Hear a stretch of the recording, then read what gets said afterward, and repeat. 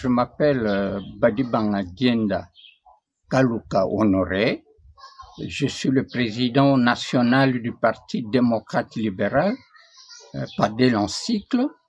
Le parti créé en 1991 sous l'arrêté numéro 91 ou 91/487 du 20 mai 1991. Son siège est à Kinshasa, la capitale de la RDC. Le parti a son emblème, une carte constituée de la carte de la RDC.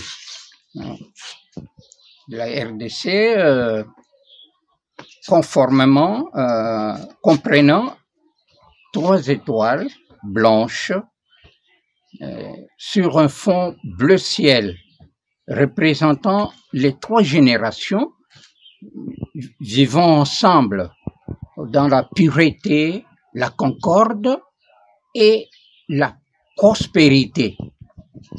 Le tout borné par un cercle rouge, symbole du sang de nos martyrs nationaux. Voilà à ce qui concerne la présentation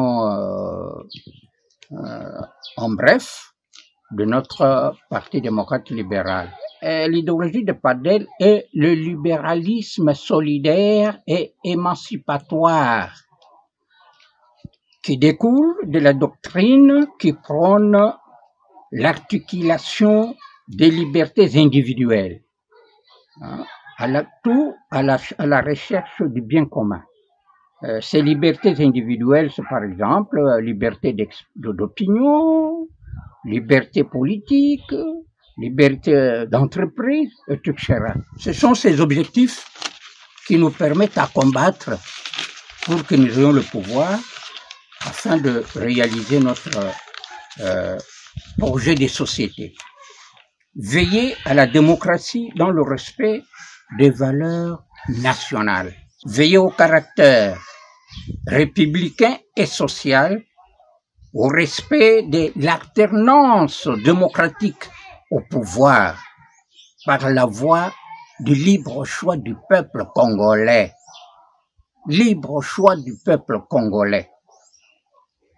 La défense et la promotion de l'unité africaine dans le respect des intérêts de la nation congolaise pour le peuple congolais. Voilà en bref la présentation de notre parti. Je profite de ce moment pour présenter mes condoléances à la grande famille du Parti démocrate libéral PADEL en cycle pour la mort de le président interfédéral du Katanga, M. Lumbu. Nous présentons nos condoléances à sa famille biologique.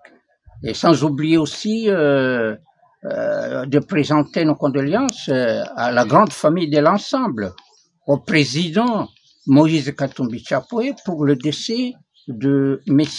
Lumbi, le secrétaire général de l'ensemble pour la République.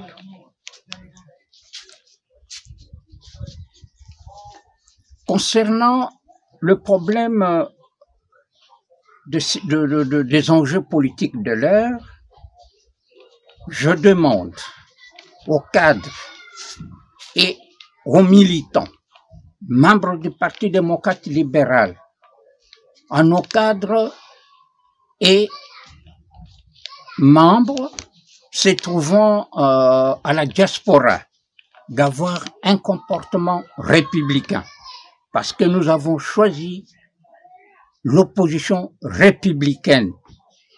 Nous ne sommes pas des radicaux, ni des pessimistes, mais nous sommes républicains et nous, quand c'est bien fait, nous disons OK. Quand c'est mal fait, nous disons non et nous nous défendons. Et le peuple aussi va se défendre. C'est ça le comportement que nous devons avoir dans cette période de turbulence politique. Concernant la procédure de la désignation de membres de la CENI, la procédure n'a pas été respectée. N'a pas été respectée par la société civile et les églises. Qu'est-ce qu'il faut faire dans ce cas pour éviter le chambardement? D'abord, c'est la réforme de la CENI et l'audit de la CENI pour voir comment la CENI a fonctionné avec Nanga. Et après Nanga, qu'est-ce que nous avons comme situation? Et maintenant, après la réforme et l'audit, la société civile et les églises vont maintenant choisir les 13 membres de la CENI. Pas un seul individu, pas un seul membre. 13 membres à la fois.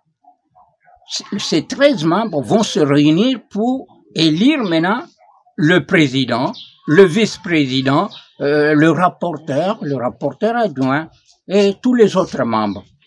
Ce sont eux qui vont choisir. Et après ça, ils vont envoyer le dossier à l'Assemblée nationale pour entériner et pour valider et soumettre à l'appréciation du chef de l'État qui va signer son ordonnance. Voilà la situation qui doit se faire pour cette désignation. Nous demandons au président de l'Assemblée nationale ou la présidente, Madame Mabunda, et le président du Sénat, M. Ntambwe Mwamba, pour qu'ils se réunissent et préparer les élections de porte-parole de l'opposition à la session de septembre.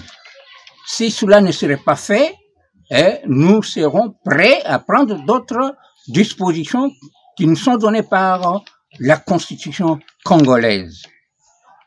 Avant que je termine, je dis que dans son discours, le chef de l'État, le président de la République, Félix Antoine Tshisekedi Tshilombo, a fait allusion à cette situation de porte-parole de l'opposition. Donc cette situation doit être résolue au cours de l'année 2020.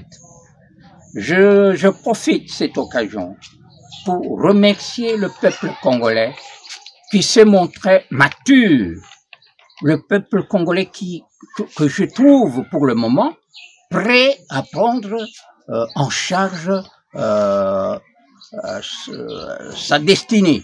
Et je profite de l'occasion pour leur demander de respecter les mesures barrières parce que nous sommes dans une période où nous sommes bousculés par Covid-19 qui a tout perturbé et qui a bloqué beaucoup de projets qui étaient déjà préparés pour le démarrage des actions de l'année 2020. Et voilà le message que j'envoie au peuple congolais. Et je vous en remercie.